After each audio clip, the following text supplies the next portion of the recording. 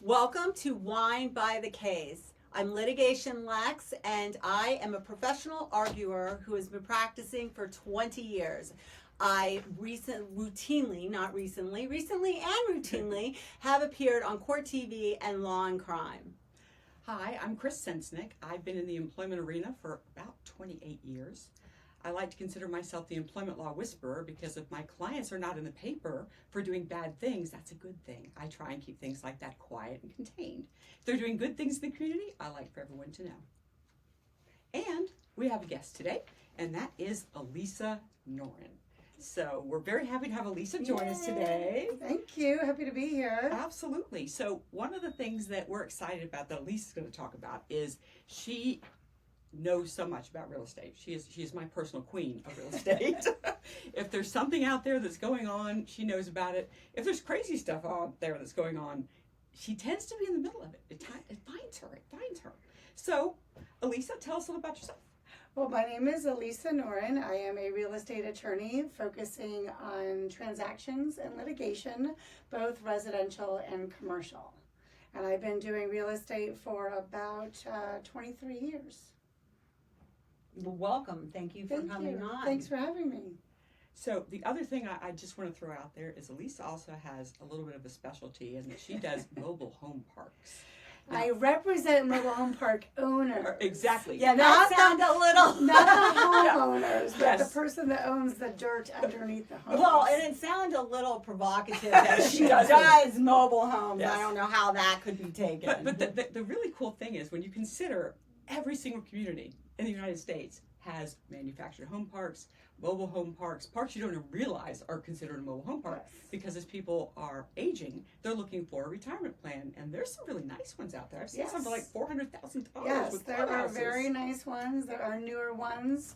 Those tend to be your 55 and up, your age-restricted parks. The family parks where there are no age restrictions tend to be the ones that you think about when you think of a mobile home park. Oh, that's kind of sad. The children should get to live nicely. Let's throw the old people into the not so nice ones. The working class versus the retired. I So get it, that's I the. get it, I And, get it. and one of the things, I drove by one recently, and they had a sign up that said, Rosé all day, Thursday. Nice. We need to go. Yes. So that gets to our one. Right, great Yes, segue. Exactly. yes. And again, you should be able to have fun at any age. But we are trying, because it's so hot out there. It really heat is. index is like 106. We are crazy trying hot. a French rosé. This is, I took college French and don't remember a word of it, but it's Sainte Béatrice. And it's from the Côtes de Provence, and we've had it chilling, so we're hoping that it's nice, light, and crisp, but you're getting the same reaction at the same time that we are. So let's try this, ladies. And Chris knows that French rosé is my summer It is. go-to. It's your summer go-to. Yes. And have you had this one? I have not, so I Okay. look forward to trying Yeah, it. it was rated 90, so, you know, a decent one, but one never knows. Thanks you. Oh, thank you. Alrighty. All right, Alright, well, so let's have a sip. Let's of have it. a sip. So what do you think? Does it rank, since you're also the expertise on this? It's good. It's got all the things a French rosé should have. It's a Exactly. good summer sipper. Yes. Summer It would be- sipper, It would be I love nice, it. nice I by love the it. pool with some I girlfriends. love it. Very good. I do. I like it. It is a good summer sipper, and of course, for those people in hot climates, you know, we sometimes call these pool wines, but this is better than a pool wine. This is not something you put ice in. No. You could. I don't put ice in Waste any it. wine. No. I like it to stay cold, so if we were sitting outside, I would definitely put ice in it. So since we have a real estate expert in the house, I have got some questions. So Okay. as we know, this market has just been crazy Yes. post-COVID. I mean, everybody thought when COVID hit that, you know, the prices were not going to do what they ended up doing. So I have a question for you, because I would like to go buy a vacation property in Miami for $100,000 so I can go party with Pitbull. Is that going to be happening in the next 6 months? Have you been drinking wine all day? So I guess that's a no. Well, if I had a crystal ball, we would all be doing this from Miami. But I don't. I will be there on Saturday. So you can come. With Pitbull. Pitbull will not be with me on Saturday. Right. But no, I don't have a crystal ball. It's interesting. I had a conversation, pretty much this exact conversation with a buyer last week. And she moved here a year ago, and she informed me when she moved here that she was told, wait a year. Yeah. Well, she waited a year. The rates are relatively the same.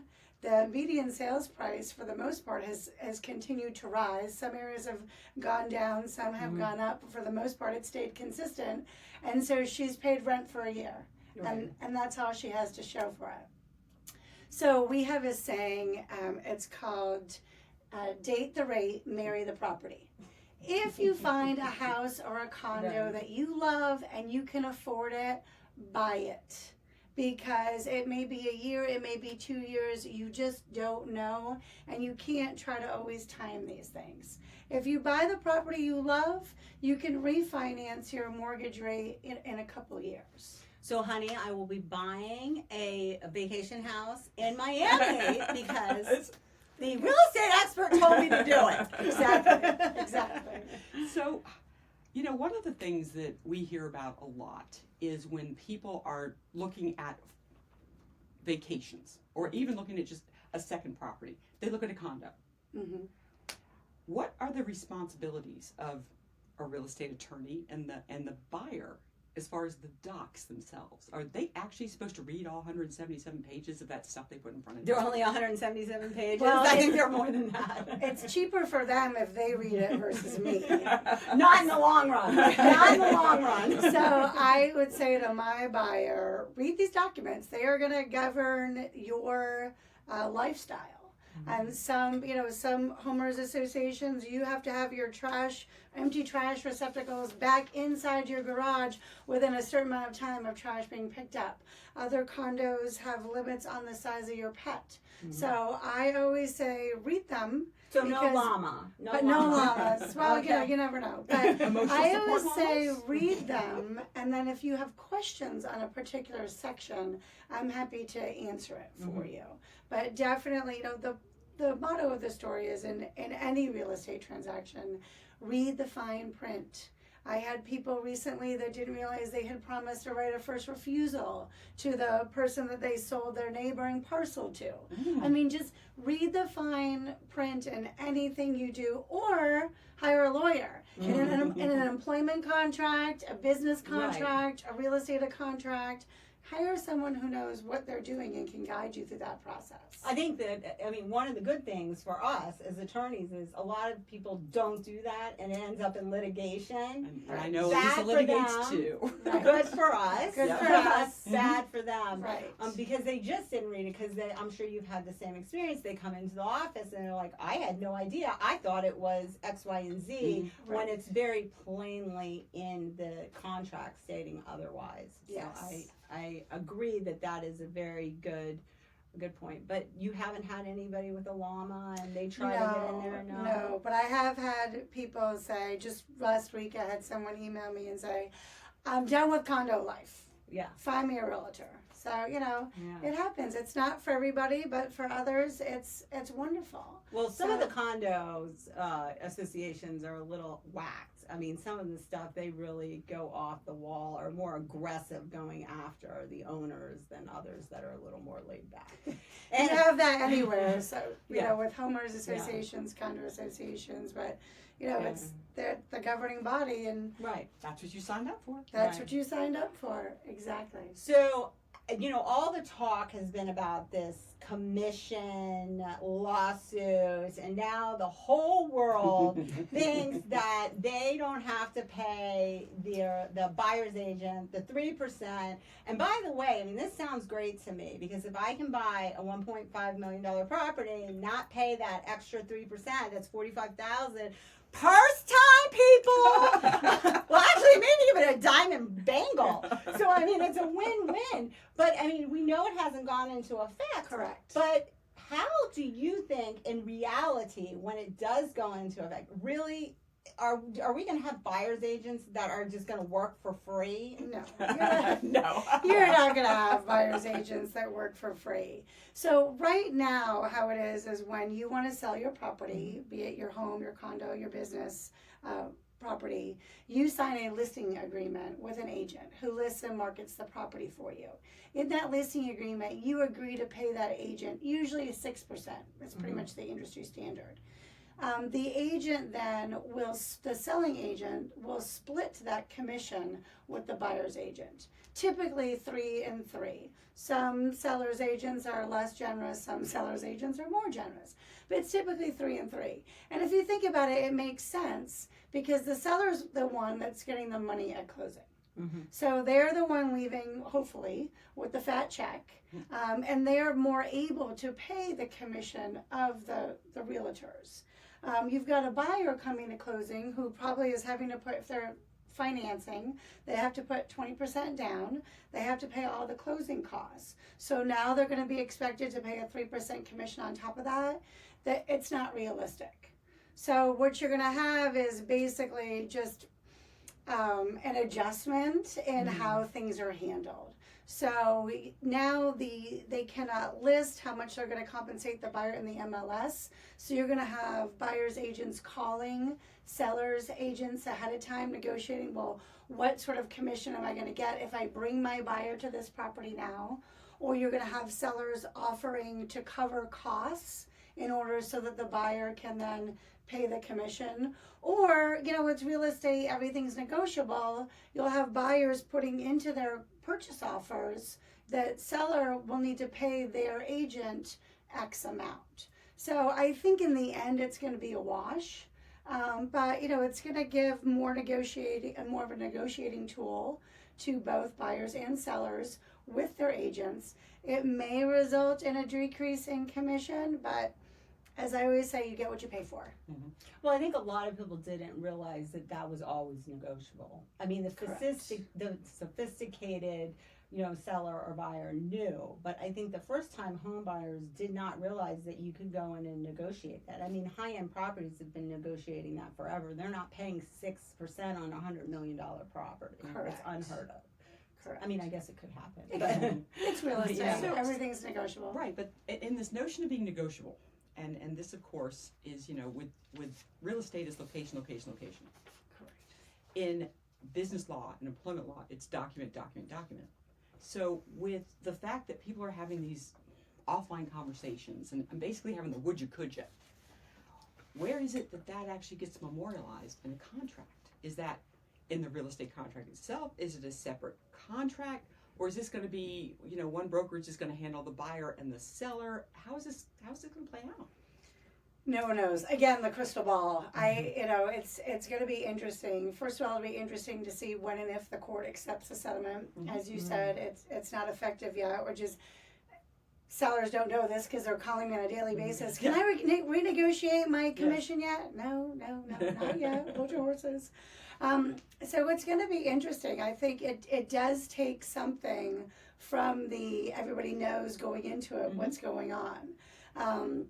They're going to have to redo the contracts now, I'm sure, to include a section for that. Right now, the listing and the buying agent, they're just listed in the contract. They don't actually have to sign the contract. But if you're adding an addendum to the contract as to how the buyer's agent's going to get paid and who's going to pay them, they're probably going to have to now become a party to the whole contract, to just that section of the contract, or FARBAR, which is the Florida Association of Realtors, going to come out with just an addendum to the contract that breaks all this down. It's yet to be seen on what the actual effect is going to be. Well, and I know this is probably a little technical, but anybody who's ever bought a house has seen a HUD statement. Right. I mean, it's a pre-printed form. It has this stuff on there. Do you think it would go on that, or you still think it's going to be addendum? Well, it does, but that settlement statement isn't signed until closing. That's what the buyer and seller sign at closing, and the commission is listed on the top of page 2 of the settlement statement. So that's already on there. So that now it's just a question: was always the seller paying for it? Well, now is the seller going to be paying for it? Is the buyer going to be paying for it? Is there going to be concessions? That's the great unknown. And that's the negotiating. That's where negotiating comes in. And that's why they're going to need you. That's right. It's going to be a hot mess until it's worked out. It's going to be a hot mess. And with any change, it's always a hot mess. Right. So we also have this situation with the vacation rentals, which are huge thing in Florida. So I have had friends that have called and said, I literally have girls gone wild. I know I'm aging myself right now, but naked people running through the back, the house behind my house or next to my house. Who is regulating this insanity? I mean, this is crazy. Can you imagine your kids are out, they look out the window because they hear noise, and you've got like naked people jumping in the pool, jumping in or doing other things that you wouldn't want young children to see that we won't go into. Right. In the pool. Who is regulating this? Well, it's clearly a problem. My next door feed is always filled with, people talking about party houses. Mm-hmm. They are usually going back to condo and associations. They're usually outside a homeowners association or a condo association. So right now, how vacation rentals are regulated is twofold. One, you've got municipalities, usually your barrier islands. In our area, it's Anna Maria Island, Longboat Key, Siesta Key. They have local restrictions. Your condo and your HOA, your homeowners associations have always had the ability via statute in their governing docs to have leasing restrictions. Whether it's a time period of 30-day minimum or background checks for potential tenants, what have you. So those restrictions have always been in place. But you get outside of that, and you've got the 10-bedroom house in Mayaca that's out sort of any sort of... Stop. Who is renting this 10-bedroom house in Mayaca? I'm just curious. There's huge hunting in the middle of the state. No. Well, you'd be surprised. There was people... They are. We have vacant property in Parish, and there's a house east of us that they did that. They just rent the house out for events on Saturday, Friday nights and Saturday nights. Yep. So basically, people like to go ATV. Again, there's lots of hunting. At that point, your only option is law enforcement and code enforcement. I mean, if it's maybe a noise regulation, but once you get outside a small municipality that restricts it, or a condo or a homeowners association that restricts it, you're done. You're done. You're not done. You're going to just have to deal with them. They're not. I mean, hunting, can you imagine somebody shooting guns and they're not used to being around guns, and now it's like, obviously those houses in Mayaca are spread out more. And it's not just Mayaca. Yeah, we're not dissing Mayaca. There are very nice people there. No, Okeechobee actually is a big problem. Yeah. Really. Because Okeechobee is known for hog hunting in the state of Florida. And I handled that case 27 years ago with the DCA, and they said you're going to kill hog hunting if you don't allow rentals. That's how long this has been going on. So people like to go out and hogs are a nuisance animal. Yeah, hang with their friends, have some fun. But again, that doesn't mean the person who's 5 miles down the road is enjoying hearing the guns being shot as they're shooting animals, beer cans, whatever it is that they're doing, because they're having fun, and no one objects to people having fun, except when it happens every single weekend. Or it's at 11 o'clock at night. Well, even at 11 o'clock at night, you call the police in rural areas. They're not going to come out there. That's for sure. And so I thought, Alyssa, there was something where we always hear these arguments about local control, and where is it that the state should step in, and where is it that what Alexa was talking about, the municipalities, things like that, stepped in. What's Florida's current stance? Well, we just actually had a bill that was vetoed by the governor, and I actually agree with his decision to veto it. You cannot have a one-size-fits-all legislation, because you do have small municipalities that have certain needs. You have larger areas, more county,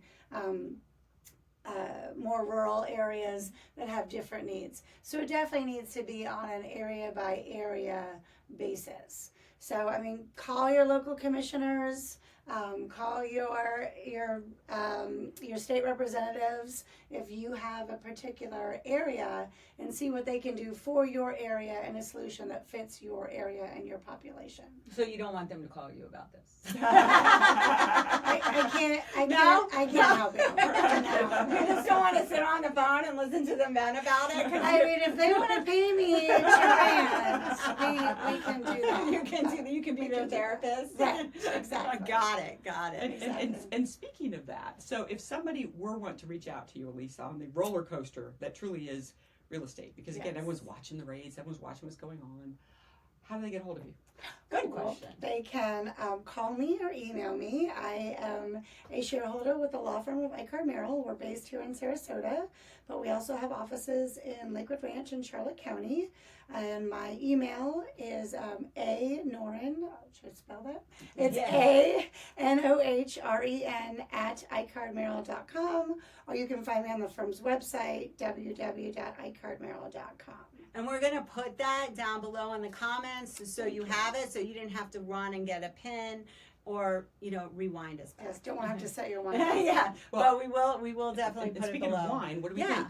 So what do you think I of the think wine? it's quite delicious. On a 1 to 5, what would you say? For a rosé, if we're just doing it in rosé, I would give it a 4. Okay. What I'd about you? honestly give it a 4 too, because it's just light, it's refreshing when it's hot out, and it's just got that little bit of pear, peach, nectarine thing going on that's just light. So I normally don't drink rosé. I'm a more red girl, but I do love my champs. So this is actually good. I would drink this again. So I definitely give it a 5 from me because I generally cannot stand rosés. Yes, we have So Saint Beatrice got a 5 from Alyssa. should have an A on it The red instead of a wine B. girl. So what we do ask our audience, please comment below and tell us what topics you want to hear, or if you would like to be on our podcast, then let us know. We would love to have you. And any suggestions about the wine, because of course, Wine by the Case is uncorking legal insights 1 bottle at a time. Have a great day. Cheers. Cheers. Thank you, Alyssa.